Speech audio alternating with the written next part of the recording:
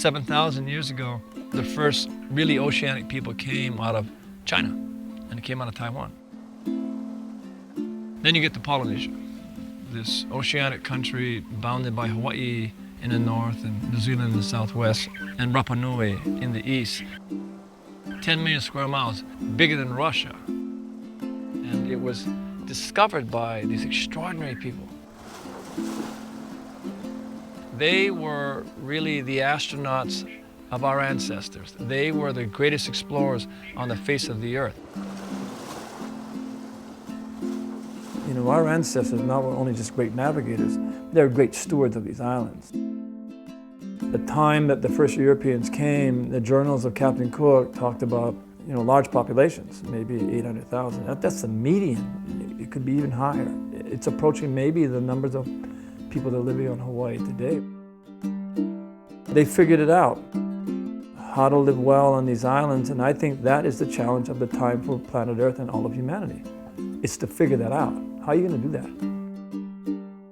Hokulea is pulling us into a direction of asking the question, are you going to be responsible and are you going to take action?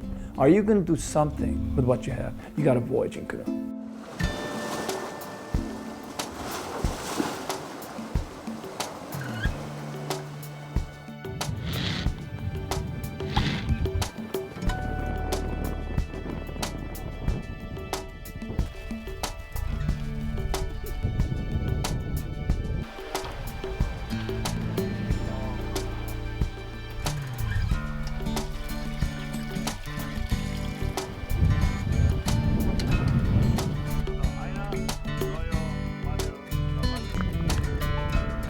We're going to go around the world, and we're going to take the risk to do it because the greater risk is to not act. The greater risk is to be apathetic. The greater risk is to remain ignorant, and the greater risk is not to take action.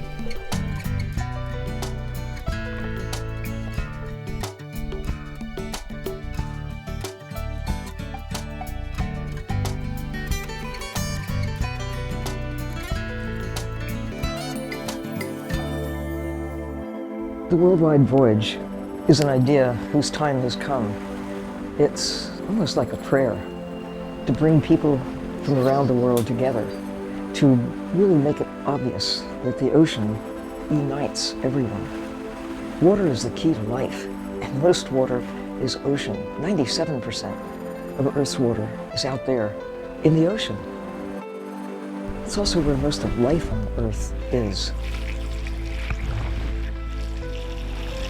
To bring awareness to people no matter where they live, from the tops of mountains to the deserts to high population to communities that have never seen the ocean, never touched the ocean, to make them aware that the ocean touches them. With every drop of water they drink, every breath they take, they are connected, and to bring them as a part of this voyage and change the way we do things. We have to. You will never protect something you don't understand. And you're also not going to protect it if you don't care. So this worldwide voyage was going to go learn about the earth, going to see the people who do care, help us reshape this new kind of sail plan, meshing indigenous ancient wisdom with technology and science and bringing it together. If you went around in 1976 and tried to collect declarations on protecting the world's oceans, you'd probably come up with zero. People wouldn't even know what you're talking about. But today, climate change, the health of the oceans have got to be one of the top, most important issues that islanders are faced with collectively. And so what we found was fear that things are going wrong, islands are drowning, contemplation of selling your homeland, the notion that you're going to be a refugee, you're going to have to move. Those are all real issues because they're coming real time in Tuvalu and Micronesia and many other places that we know of and many other places that we went.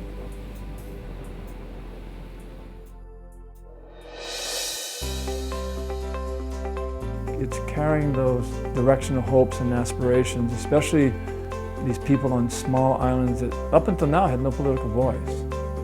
But when you shift and look at the existing kind of laws, like the exclusive economic zone, the Pacific Islands right now are in consideration of protecting the oceans around their individual countries. It's going to be 4.5 times bigger than the continental United States. So it's a different way of looking at property and responsibility. Science is saying you've got to get at least 30% of the oceans protected to be able to curb things like loss of wildlife and the chemistry and the biology of the oceans. And the oceans are the engine of life on the Earth. So when we began this voyage, the estimate we're at 2.5% of the world's oceans were under so-called protection. You know, we nearly almost doubled that already. And that's highly significant.